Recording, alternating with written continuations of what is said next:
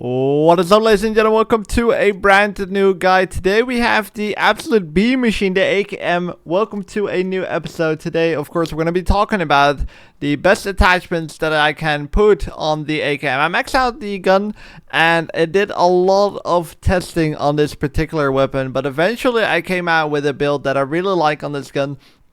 It's a very good mid-range weapon. And the TTK, as you can see up close, is actually not that bad. It's actually quite fast. But now here comes the real meat.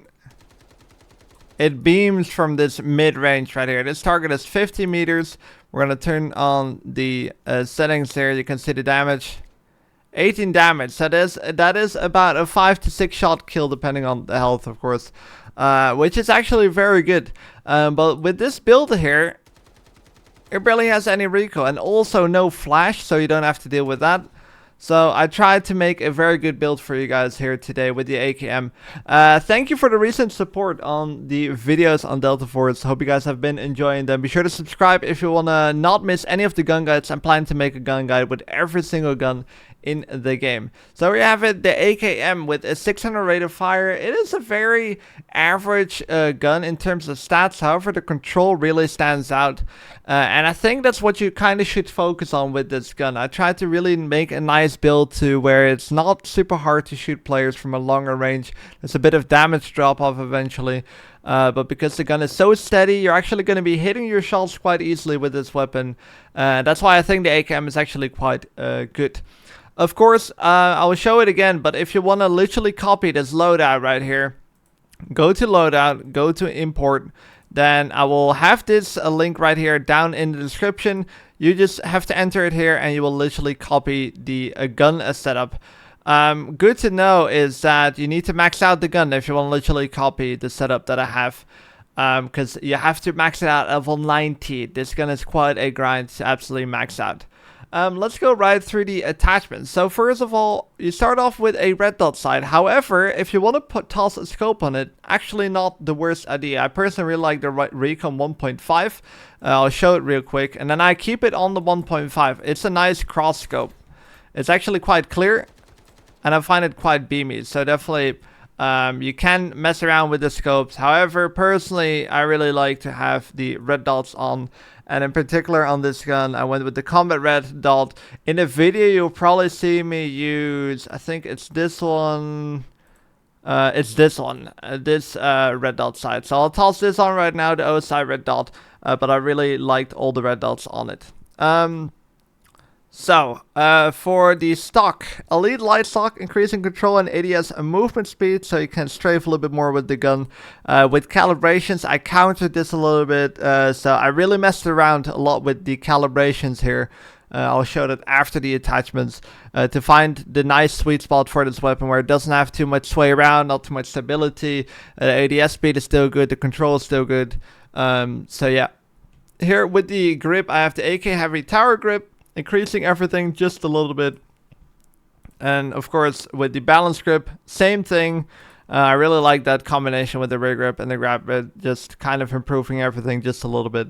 Now here, I do not really recommend the drum mag. The drum mag isn't terrible. But I feel like with 40 rounds, you're going to have plenty. With the way you play with this gun, you have to play a little bit more defensive than with the other weapons. So with the defensive playstyle, usually you're kind of, positioned well. You have time to reload. So 40 rounds is going to be more than enough. You can mess around with the 70 round drum mag, which is a lot. But I think the 40 round drum mag is going to be more than enough. Then I have the mag assist on there. Of course, I think you should always have that. Then here, this is an interesting one. I have the Poseidon Flash Hider.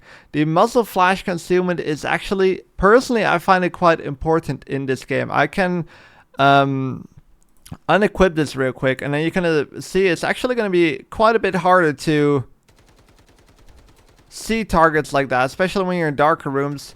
I find that the Flash Hider, and of course on top of that, you have more recoil control.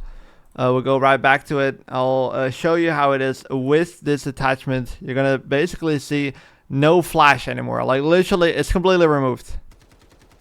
See, nothing. That's a huge difference, which actually makes shooting targets at mid-range quite a lot clearer. So that's why I really like the Poseidon Flash Hider. Also, improving the control on the weapon, as you can see right there.